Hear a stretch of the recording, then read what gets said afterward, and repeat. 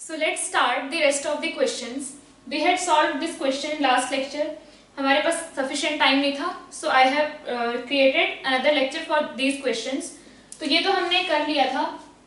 Let's see this one. तो यहाँ पे क्या है, क्वेश्चन ये है कि अगेन एक वेज है जिसपे एक ब्लॉक रखा है ऑफ मास 10 kg एंड इसका एक्सेलरेशन है in this direction 5 metre per second square. ठीक है, तो हमें ये फाइंड आउट करना है what will be the acceleration of this block on the wedge. Wedge पे, इस इंक्लाइंड प्लेन पे उसका खुद का एक्सेलरेशन क्या होगा. ठीक है, तो फर्स्ट वाले केस में तो क्या था, हमने उसको कुछ एक्सेलरेशन दिया, it was moving with the ways. ठीक है, वेज के ऊपर मूव कर रहा है. मान लो ये रखा है हमने, तो ये इस पे स्लाइड नहीं हो रहा है, ये इस पे स्लाइड नहीं हो रहा है. अब अगर मैं इसको धीरे धीरे लेके जाऊं, मान लो मैंने इसको ऐसे रखा, धीरे धीरे लेके जाऊं तो हो सकता है स्लाइड हो जाए. ठीक है, जैसे कि यहाँ दिख रहा है, देखो धीरे धीरे अगर मैं लेके जाऊं तो ये स्लाइड हो रहा है. धीरे धीरे अगर हम लेके गए तो ये स्लाइड हो रहा है. लेकिन अगर हम बहुत स्पीड से लेके जाएंगे, ठीक है, ध्यान से देखेंगे, बहुत स्पीड से अगर हम लेके गए तो स्लाइड नहीं हुआ. ठीक है, तो उस इंस्टेंट के लिए, और वो एक्सेलरेशन हमें कंटिन्यूअस रखना पड़ेगा. अब उधर मैंने एक्सेलरेशन क्या किया, कम कर दिया, तो ये स्लाइड हो गया. तो हमें वही एक्सेलरेशन हमेशा रखना पड़ेगा, तो उस पे स्लाइड नहीं होगा. लेकिन अब जैसे ये क्वेश्चन है, तो इस क्वेश्चन में क्या हो रहा है कि भाई ये जो ब्लॉक है ये इस साइड जा रहा है, जो वेज है वो इस साइड जा रहा है and this block is moving on that wedge. ठीक है, तो देखते हैं. ठीक है, कुछ ऐसा मोशन है. तो अब ये इसके साथ, ये अगर आप ग्राउंड से ऑब्जर्व करो तो this one is moving with wedge. Wedge के साथ इधर भी तो जा रहा है ना, तो वेज का मोशन भी उसके पास, again it is moving on the wedge. ठीक है, तो इसके पास दो मोशन है, एक ये इधर भी जा रहा है और दूसरा ये ऐसे भी स्लाइड हो रहा है. क्लियर. तो अगर कोई यहां पे बैठ जाए, कोई यहां पे बैठ के अगर ऑब्जर्व करे तो ये भी इधर जा रहा है, ये भी इधर जा रहा है, और जो यहाँ बैठा हुआ है that person is also going in this direction. All these three, this object, this wedge and the person sitting on this wedge, all three are going in this direction. तो जो ऑब्जेक्ट, जो man sitting on this wedge है उसको सिर्फ क्या दिखेगा, उसका सिर्फ ये मोशन दिखाई देगा. सोच के देखो, अगर आप किसी वेज पे बैठे हो, जैसे फर्स्ट एग्जांपल, अगर आप वेज पे बैठे हुए हो तो आपको क्या लगेगा, हमने ये बोला, इसमें कंडीशन ये रखी कि this is not sliding on the wedge, तो क्या दिखेगा कि वो चुपचाप बैठा हुआ है. ठीक है, इस यहाँ पे मैन बैठा हुआ है और ये यहाँ पे चुपचाप बैठा हुआ है, हमने उसको बहुत सारा एक्सेलरेशन दे दिया. ठीक है, तो दोनों बैठे हुए हैं चुपचाप. इसका मतलब इसका acceleration with respect to this wedge is zero, with respect to this wedge. इसका मतलब you are observing from this wedge, तो आप क्या लगाओगे, सूडो फोर्स. अब जब नेक्स्ट क्वेश्चन में आए तो यहाँ पे मैन बैठा हुआ है और उसको दिख रहा है कि ये स्लाइड हो रहा है नीचे. सारे के सारे साथ में जा रहे हैं, जैसे हम बस में सबके सब साथ में जाते हैं. In the bus we all the passengers are going together, तो एक दूसरे के रिस्पेक्ट में they are at rest. But if conductor is moving in the bus, तो पैसेंजर्स को क्या लगेगा कि हाँ he is moving. But ground वालों को क्या लगेगा कि बस तो ऐसे जा ही रही है, बस की वजह से, because of bus he has some motion and again that conductor is moving inside the bus, तो अगेन उसका कुछ डिफरेंट मोशन है, दो मोशन है उसके पास. तो यहाँ पे अगर जो the person sitting on this wedge, उसको क्या दिखेगा कि जो ऑब्जेक्ट है ये नीचे जा रहा है. क्लियर है ये चीज. तो with respect to wedge, wedge पे बैठ के क्या दिख रहा है कि ऑब्जेक्ट नीचे जा रहा है. क्लियर. तो हमें वही एक्सेलरेशन फाइंड आउट करना है, with what acceleration it will go down. Clear. तो अब यहाँ पे देखते हैं, पहली चीज, in this direction there won't be any motion. If you are sitting on this wedge और आप ऑब्जर्व करो, इसका मोशन इस डायरेक्शन में तो हो ही नहीं सकता ना. क्लियर है. इस डायरेक्शन में अगर आप यहाँ बैठ के ऑब्जर्व करो तो वो वेज के अंदर तो नहीं जाएगा, तो इसका मोशन इस डायरेक्शन में हो नहीं सकता. फ्रॉम ग्राउंड उसका एक्चुअल मोशन कैसा होगा, फ्रॉम ग्राउंड वो ऐसे जा रहा है बिकॉज ऑफ वेज, है ना, because wedge is going in this direction, तो उसका मोशन ये भी है, प्लस वो ब्लॉक खुद जा रहा है ऑन दी वेज ऐसा. ठीक है. Acceleration of wedge and acceleration of block with respect to wedge. Acceleration with respect to ground is equal to acceleration of block with respect to wedge plus acceleration of wedge. This is acceleration of wedge and this is acceleration of block with respect to wedge. इन दोनों को add करोगे तो जो resultant आएगा, this will be the acceleration of block with respect to ground. Clear? तो उसका acceleration कुछ इस तरीके से दिखेगा, क्योंकि ये इस पे भी ऐसे जा रहा है और साथ में उस वेज पे भी ऐसे जा रहा है, ठीक है? तो यहाँ पे when you are observing from this, तो क्या होगा, ये कंपोनेंट हमको दिखेगा ही नहीं, we will just observe this thing कि acceleration of block with respect to wedge ऐसा है, एंड ब्लॉक इस डायरेक्शन में नहीं जा सकता।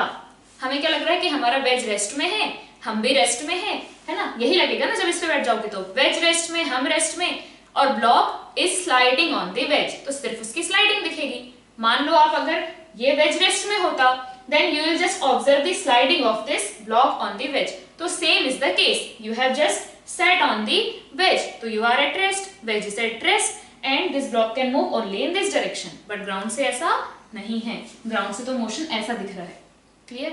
तो हम यहाँ से देखेंगे, क्योंकि हमने pseudo force पढ़ लिया है, तो we will make our problems easier. तो यहाँ पे जब आप बैठ गए, तो क्या दिखेगा, there should be some acceleration in this direction, and that will be equal to ma. वहां से हमारे पास there should be some force in this direction that will be equal to ma. वहां से हमारे पास acceleration आएगा. There should not be any force in this direction. Net force in this direction should be 0 with respect to wedge. यहाँ से जब देखोगे तो clear. तो हम पहले इसका FBD बनाते हैं. तो क्या आएगा, इस पे लगेगा नीचे mg, clear. इधर acceleration है तो इधर लगेगा ma, clear है ये चीज, और यहां से लगेगा नॉर्मल. अब हम क्या करेंगे, हमारे पास दो डायरेक्शंस हैं, this is one direction, this is another direction. Block can move only in this direction, particle cannot move in this direction. So what we will do, we will see and we will take components of all the forces in this direction and in this direction. इस direction में 0 हो जाने चाहिए, इस direction में equals to ma कर देंगे, clear? तो यहाँ पे हम क्या कर रहे हैं, FBD को ऊपर ही बना लेते हैं, we'll have some place.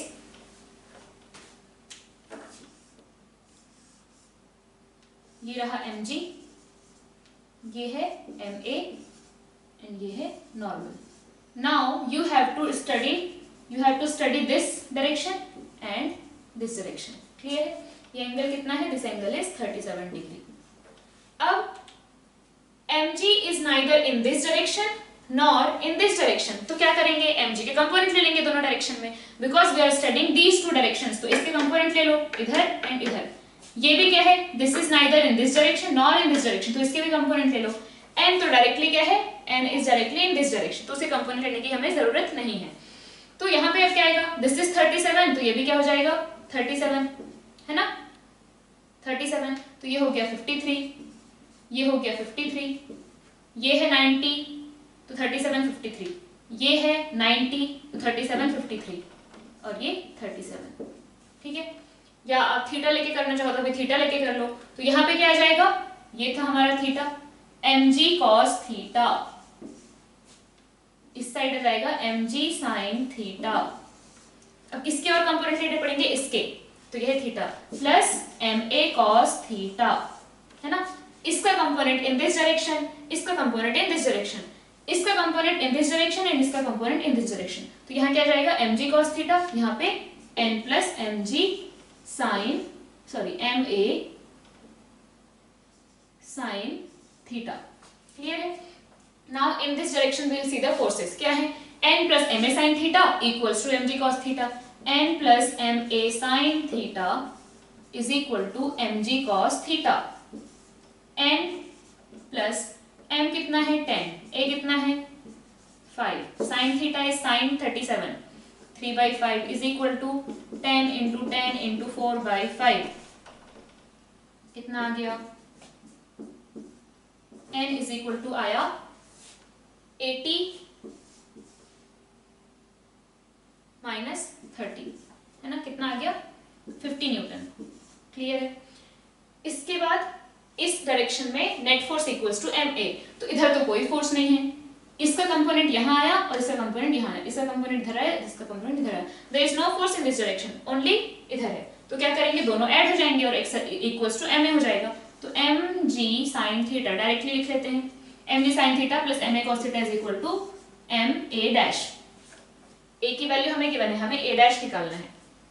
तो क्या आएगा, mg sin theta plus ma cos theta equals to M A dash, ये कैंसिल कैंसिल कैंसिल, ये आ गया 2, ये आ गया 1, ये हो गया 6 प्लस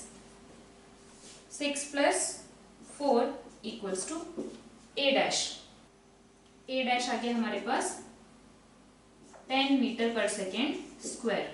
नाउ इसी क्वेश्चन में आपका होमवर्क ये है कि if this acceleration is in this direction, अगर सेम एवरीथिंग इज सेम, बस acceleration is in this direction which is equal to 5 metre per second square, then find out the value of A dash. आपका answer आना चाहिए 2 meter per second square, ठीक है, answer will be 2 meter per second square. इसको find out करेंगे, ये आपका homework है, ठीक है। Now we will see the next question. So इस क्वेश्चन में क्या है, ये ब्लॉक मैंने यहाँ ऊपर बना दिया है, this block is at the bottom of mass m and हमें गिवन है कि if this wedge is moving with acceleration 10 meter per second square in this direction, then how much time it will take to reach here, है ना, how much time it will take to reach here if its initial velocity is 0।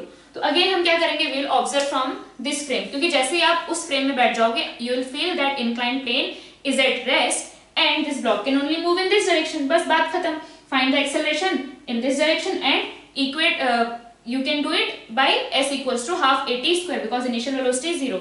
so that block is moving very fast in this direction, कुछ acceleration है, तो ये क्या करेगा, ऐसे ऊपर चढ़ जाएगा।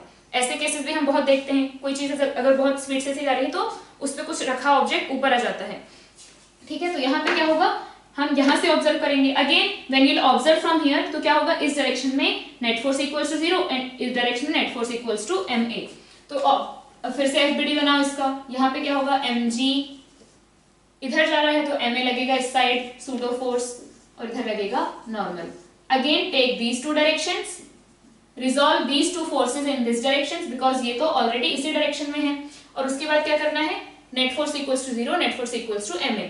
तो यहाँ पे क्या है, दिस एंगल इज 37 डिग्री, तो या फिर अभी थीटा लेके कर लो, बाद में वैल्यूज पुट कर देंगे। तो दिस इज थीटा, तो यहाँ आ गया mg, अगर ये थीटा तो ये 90 माइनस थीटा, तो यहाँ पे आ गया mg cos 90 minus theta, mg sin theta, mg cos theta.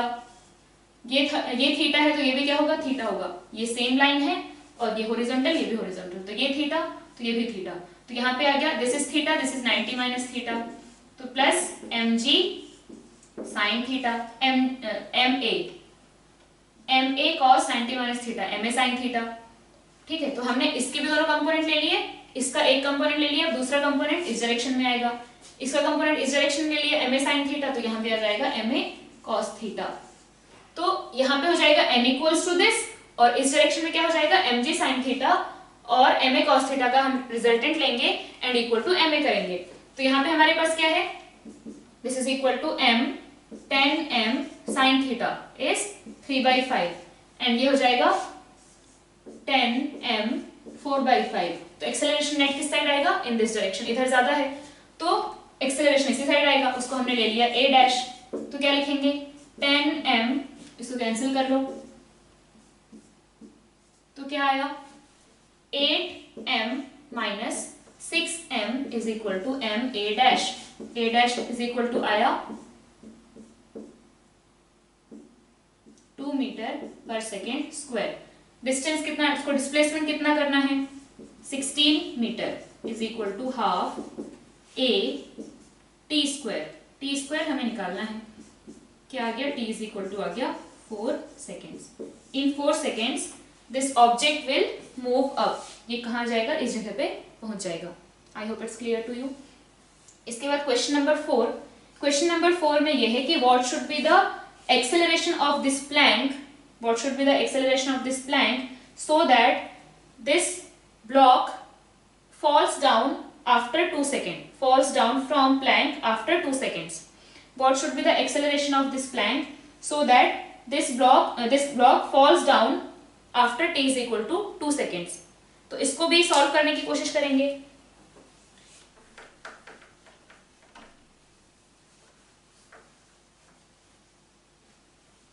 इस क्वेश्चन को कैसे कर सकते हैं हम लोग, यहाँ पे हमारे पास प्लैंक है, फिर से क्या करो, प्लैंक पे खड़े हो जाओ। जैसे ही आप प्लैंक पे खड़े होगे you will feel that plank is at rest and you will give your acceleration to this block.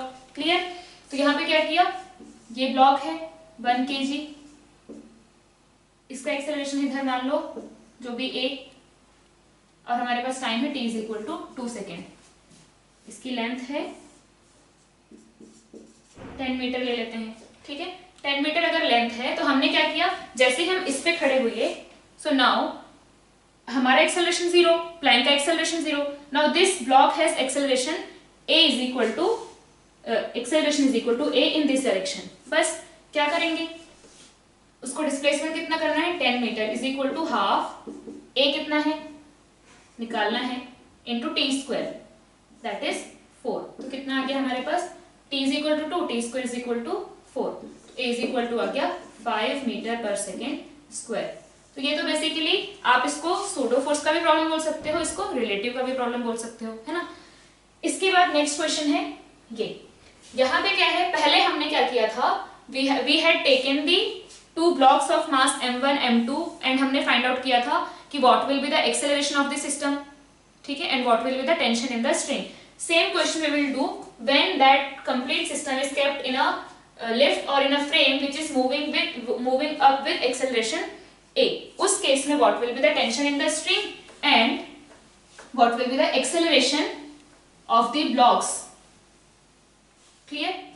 तो अब अगेन हम यहां बैठ के ऑब्जर्व करेंगे, तो यहां बैठ के ऑब्जर्व करेंगे तो again we will feel that we are at rest, और हमें ये सिस्टम वैसा ही लगेगा जैसा हमें ग्राउंड से लगता था।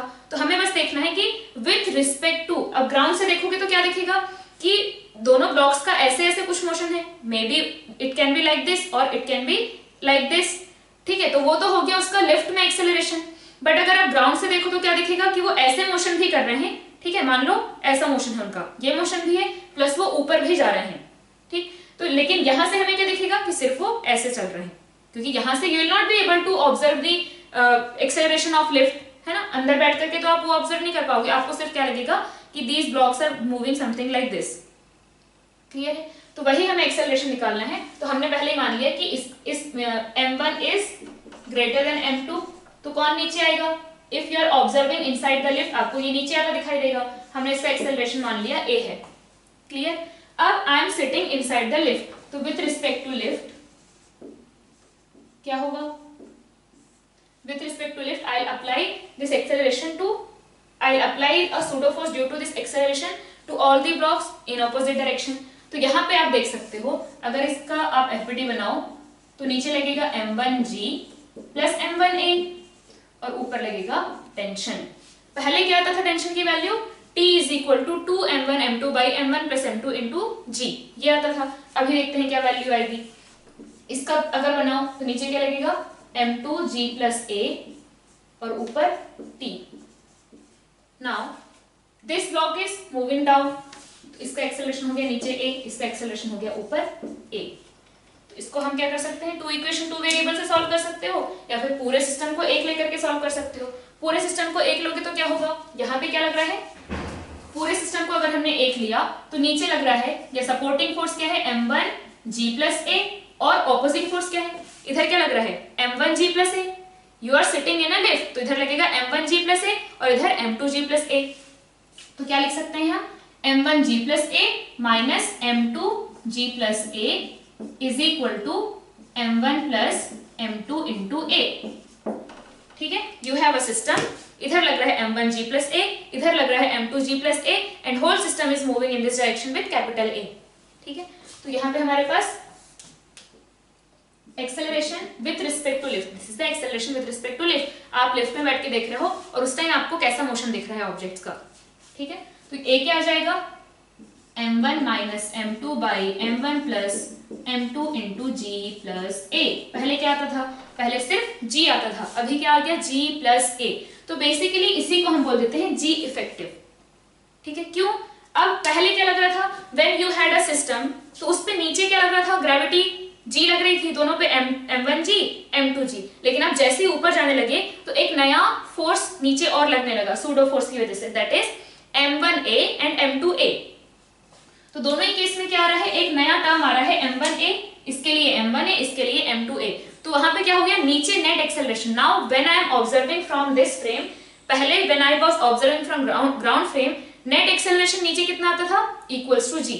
अभी नेट एक्सेलरेशन नीचे कितना आ रहा है, g प्लस ए, g तो है ही, but because I am sitting in this frame मैंने क्या किया, अपना एक्सेलरेशन पलट के दिया, तो g प्लस ए। तो यहाँ पे इसको हम लिख देते हैं m1 minus m2 by m1 plus m2 into G effective. ठीक है, नीचे नेट कितना हो गया, अब मान लो ये जा रहा होता नीचे ए से, नीचे ए से जा रहा होता तो क्या होता, when you are sitting in a frame which is moving down with acceleration a, तो आप क्या करोगे, सूडो फोर्स ऊपर लगाओगे, तो यहाँ क्या आता, ये बन जाता ऊपर, ठीक है, minus m1a minus m2a, m1 ठीक है, m1g minus m1a, m2g minus m2a, तो यहाँ पे माइनस माइनस माइनस, तब g इफेक्टिव क्या आता, g माइनस a, है ना। अब डाउनवर्ड एक्सेलरेशन कितना है, पहले तो g था ही था, but now because my frame is moving down with acceleration a, I will apply the acceleration in opposite direction, तो वो बन जाएगा g minus a। तो इसको जितना डिटेल से मैंने इसको लिखा है अपवर्ड वाले मोशन को, उतना ही डिटेल से आप डाउनवर्ड वाले मोशन को भी करोगे, जहां पे ये माइनस माइनस माइनस आएगा। क्लियर, जस्ट इसके बाद पॉज करके फिर उसके बाद नेक्स्ट प्रॉब्लम देखेंगे। अब इसमें हमें टेंशन निकालनी है, तो यहाँ तो g इफेक्टिव आ गया, इसका मतलब शायद टेंशन में भी डायरेक्ट आ जाएगा 2m1 m2 by m1 plus m2 into g effective, या फिर g प्लस ए, और उस केस में g माइनस ए।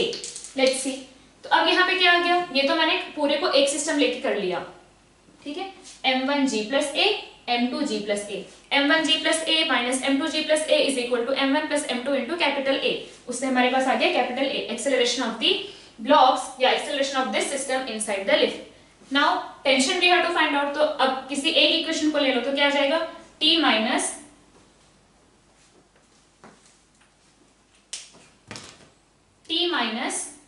अच्छा ये नीचे जा रहा है, तो यहाँ पे क्या करेंगे, m1g plus a minus t is equal to m1 into capital A, ठीक है।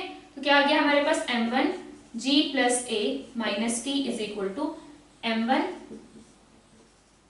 Minus m2 by m1 plus m2 into g plus a। इसको सॉल्व करके देखो, तो यहाँ पे हमारे पास आया t इज इक्वल टू, इसको इधर ले आओ, t को इधर ले आओ, g प्लस ए सब में कॉमन है, कॉमन ले लो, अंदर आ गया m1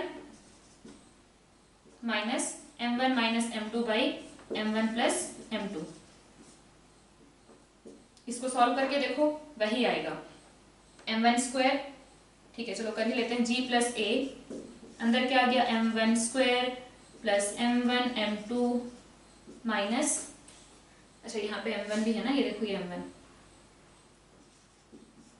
minus m1 square plus m1 m2 divided by m1 plus m2, क्या आया, m1 स्क्वायर गायब, तो हमारे पास आया 2m1 m2 divided by m1 plus m2 into g plus a, या फिर you can write 2m1 m2 by m1 plus m2 into g effective. When the lift is going down तो g effective हो जाएगा g minus a, when lift is going up तो g effective हो जाएगा g plus a। जब आप ऊपर जा रहे होते हो, ऊपर जब जा रहे होते हो तो आपको वेट ज्यादा फील होता है, क्योंकि यहाँ पे क्या हुआ, आपको अब सिर्फ जो नॉर्मल आप जो लगा रहे हो सरफेस और आपके बीच में, वो सिर्फ g नहीं रह गया, वो क्या हो गया, g प्लस a।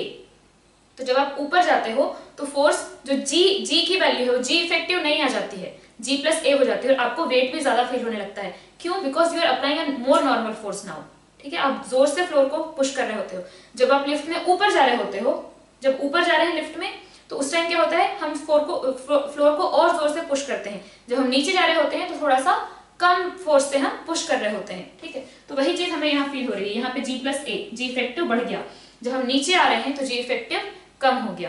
क्लियर, तो ये जो नीचे आ रहे हैं वाला केस, उसको भी करोगे सॉल्व, उसके बाद फिर हम नेक्स्ट प्रॉब्लम देखते हैं। सो नेक्स्ट क्वेश्चन में आपके पास ये पूछा है कि what should be the acceleration of this wedge, what should be the acceleration of this wedge so that this block falls freely, this block falls freely falls मतलब कि उसका एक्सेलरेशन होगा g डाउनवर्ड, falls freely मतलब उसका acceleration होगा g downward.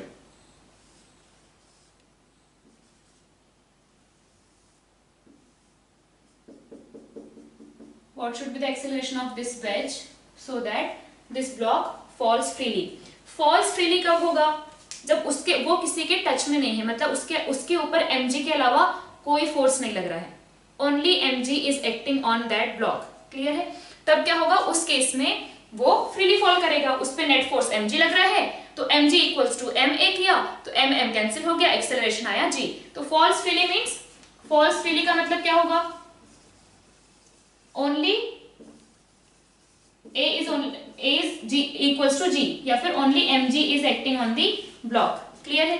इसका मतलब उनके बीच में नॉर्मल क्या होना चाहिए, जीरो। भाई ऐसा होता है कि ऑब्जेक्ट्स टच में रहें बट नॉर्मली जीरो, कांटेक्ट में रहें बट नॉर्मली जीरो, वो एक दूसरे को पुश नहीं कर रहे होते हैं। जैसे दो ऑब्जेक्ट को मैंने एकदम शुरू में बताया था, दो ऑब्जेक्ट को ऐसे पास पास में रख दो, there is no pushing force, तो नॉर्मल क्या आएगा, जीरो आएगा नॉर्मल की वैल्यू।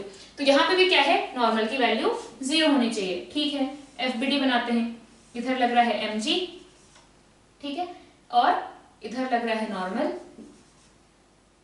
एक्सेलरेशन इधर है तो इस साइड लगेगा ma। क्लियर है ये चीज? We will write the equation for normal. तो यहाँ पे हमारे पास क्या है, this angle is again this is theta, ठीक है, तो ये भी आ जाएगा हमारे पास इक्वल्स टू थीटा। ठीक है, अब यहाँ पे हम लोग सॉल्व करेंगे, ये थीटा या 90 माइनस थीटा, तो ये again theta and this is 90 minus theta. तो यहाँ से हम क्या लिख सकते हैं, रिजॉल्व द कंपोनेंट्स, तो ये आ जाएगा mg cos theta, this is mg sin theta, और यहाँ पे क्या आएगा ma cos 90 माइनस थीटा, तो ये बन जाएगा ma sin थीटा। ठीक है, और यहाँ पे आ जाएगा ma cos थीटा। तो अब हमें क्या करना है, n plus ma sin theta equals to क्या होता है, क्या होगा, mg cos थीटा। ठीक, अब इस केस में n is equal to zero, if n is equal to zero इसका मतलब a कितना आ गया हमारे पास, a is equal to g cot theta. So acceleration, if we want this block to fall freely, acceleration of this wedge should be g cot theta। जैसे ही उसको acceleration g cot theta से खींचोगे तो क्या हो जाएगा, ये इस इन दोनों के बीच में कांटेक्ट खत्म हो जाएगा and it will fall freely, है ना, फ्रीली फॉल होगा इस इन दोनों के बीच में। जैसे इसको g cot theta से खींचा तो यहाँ पे कांटेक्ट खत्म and this block will fall freely. I hope it's clear to you.